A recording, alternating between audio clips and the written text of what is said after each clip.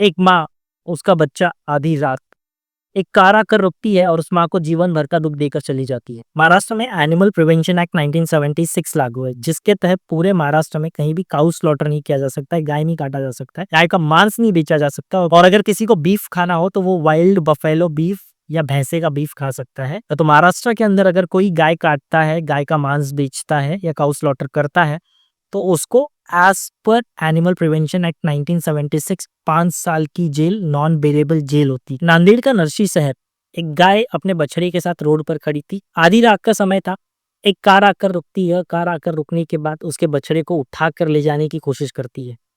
अब माँ तो माँ होती है, तो गाय सीधे कार के सामने जाकर खड़ी हो जाती। शायद उसे पता चल गया था कि ये जो कार आकर रुकी है और उसमें जो लोग हैं उसके बच्चे के साथ क्या करने वाला है। इसीलिए जैसे ही कार रुकी वो गाय कार के सामने जाकर खड़ी हो गई। उसने काफी मशक्कत की, कार के आसपास घूमी, अपने बच्चे को बचाने की कोशिश की, पर बेखौफ गौ तस्कर जिनको कानून का डर नहीं है, पुलिस का डर नहीं है, बुलडोजर का डर नहीं है, किसी चीज का डर नहीं है, उस माँ के सामने उसके बछड़े को उठाकर लेकर चले जाते हैं और उसको बेच देते हैं। कहने को तो एनिमल प्रिवेंशन एक्ट 1976 के अंडर महाराष्ट्र में गाय को काटना बैन है, गाय का मांस बेचना बैन है, लेकिन आज भी धड़ल्ले से गाय का मांस बेचा जाता है। ये वीडियो देखिए कि कैसी ये गाय अपने बछड़े के साथ आधी रात को रोड पर खड़ी है और ये कार आकर रुकी, इसमें से ये लोग उतरे और आप देख सकते हैं कि कैसे ये गाय कार के सामने आकर खड़ी हो गई है अपने बच्चे को बचाने के लिए, अपने बछड़े को बचाने के लिए। फिर भी ये गौ तस्कर इस गाय के बछड़े को उठाकर लेकर चले गए हैं। तो सवाल ये है कि क्या महाराष्ट्र के जो गौ तस्कर है, जब महाराष्ट्र में गौ तस्कर है, उनमें कानून का थोड़ा भी डर बचा है? महाराष्ट्र में हिंदूवादी सरकार है, बाला साहेब ठाकरे को आदर्श मानने वाली सरकार है।